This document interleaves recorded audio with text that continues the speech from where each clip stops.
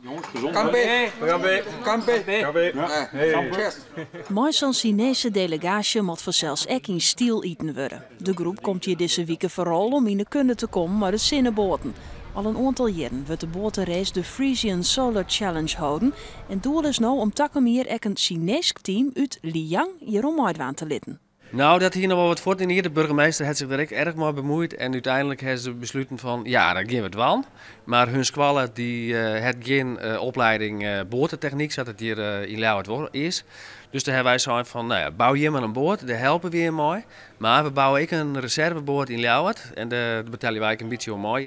Hoewel China een land is dat heel tijd meer in ontwikkeling is, komen ze speciaal naar Leeuwarden om uitlist te krijgen over de zinnenbotentechnieken. Dit kies het zelf net, want het klinkt vreemd, maar het elektrisch varen is in Friesland, in de hele wereld rennen wij hier voorop.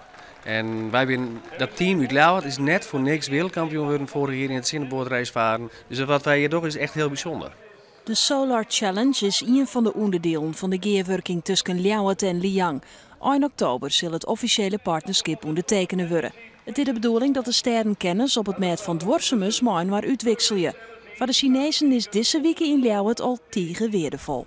原先我们对太阳能这是从那个资料上面了解，今天现场感受了太阳能作为一个项目开展来说，对学校以及对产业的发展有很大的帮助。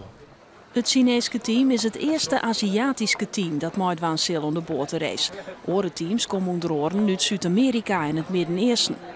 Maar alles leuk en aardig. Maak je de Chinezen als wel kans op de oorwinning? Omdat wij hun helpen, denk ik dat de kans redelijk groot is. Ja, dus er kan een Chinese winnaar uitkomen volgend jaar? Ik zou het wel leuk vinden dat dat gebeurt zo. Ja, het zou kunnen, ja.